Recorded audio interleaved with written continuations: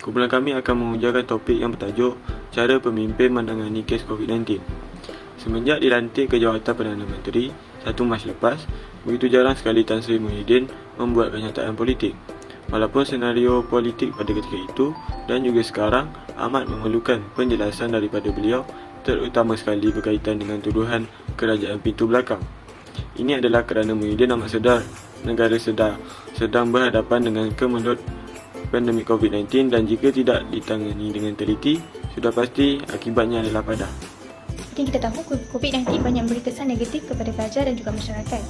Sebagai Menteri Pendidikan, saya dapat lihat kesannya antaranya adalah pelajar stres, depression kerana pelajar tidak dapat secara menyeluruh input yang disampaikan oleh lecturer mereka ataupun guru-guru mereka. Mereka juga terpaksa belajar secara online.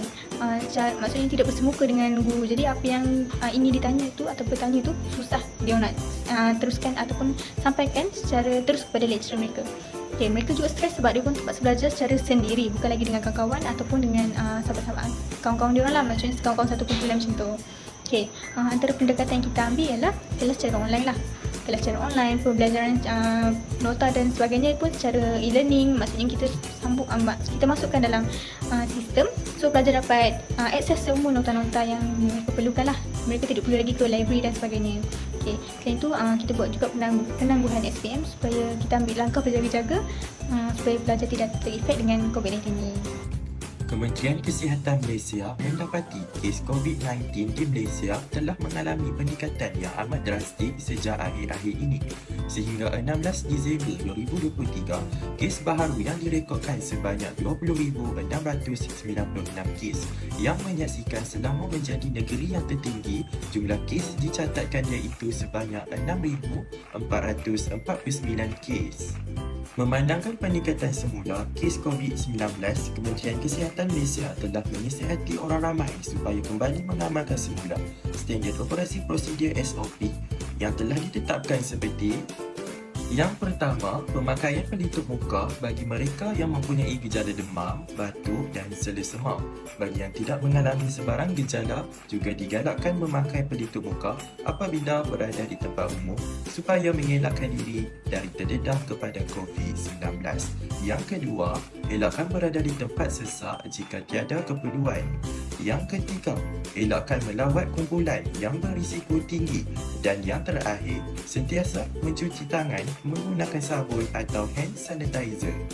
Pelaksanaan PKP telah menyebabkan sektor ekonomi dalam Malaysia dan juga seluruh negara lumpuh seketika dan banyak industri dan perniagaan turut menerima kesan.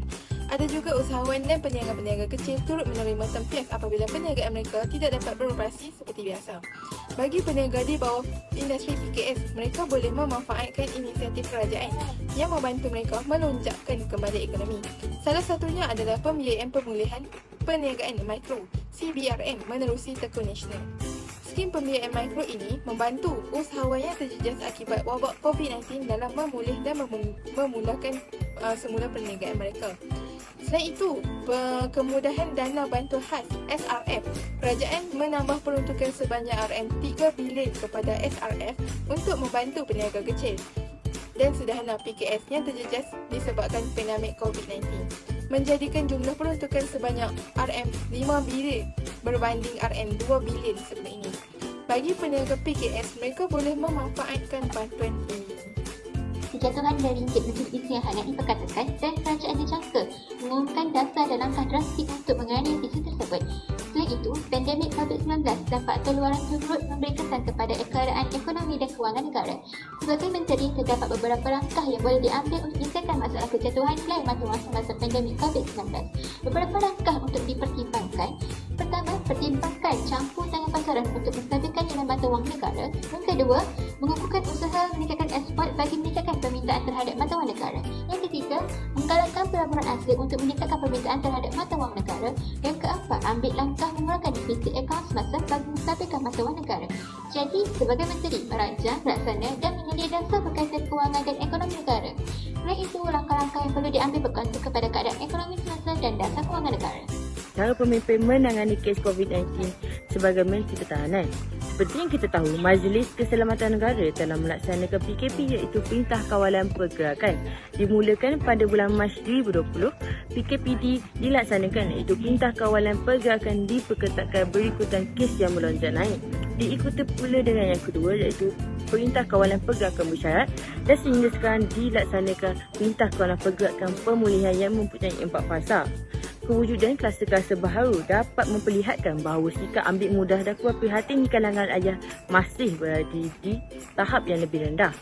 Ini dikatakan demikian kerana rakyat masih gagal untuk mematuhi dan mengikuti peraturan asas iaitu SOP dengan memakai pelitup muka dan perjalanan sosial ketika berada di kawasan yang sesak.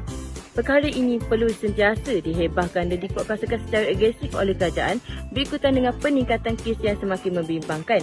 Ianya dapat dikurangkan serta jika setiap rakyat mengambil sikap serius, bertanggungjawab dan ambil tahu tentang SOP dan info peningkatan kes dari semasa ke semasa.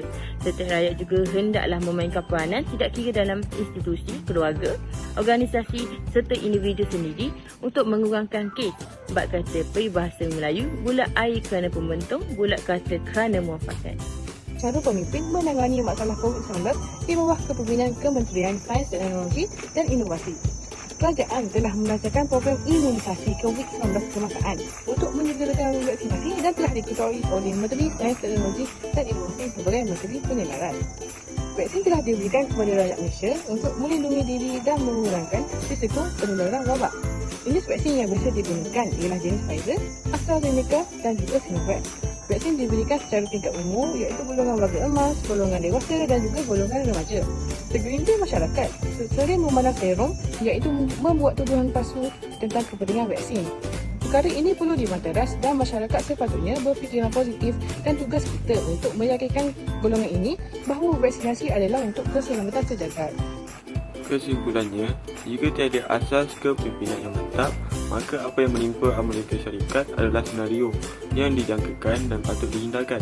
Ini dapat dilihat daripada tiadanya koordinasi dan sering timbul pertelingkahan di antara kerajaan persekutuan pemimpin Trump dengan gubernur beberapa negeri seperti New York dan Michigan umpamanya. Walaupun New York dianggap sebagai kawasan merah kerana mempunyai jumlah penduduk yang positif COVID-19 paling ramai, tetapi oleh kerana tiadanya kepimpinan mantap peringkat persekutuan, maka dasar yang sepatutnya dapat mengurangkan jumlah jangkitan tidak dapat dilaksanakan walaupun Amerika Syarikat dianggap negara yang terkehadapan kemajuannya dalam segala hal.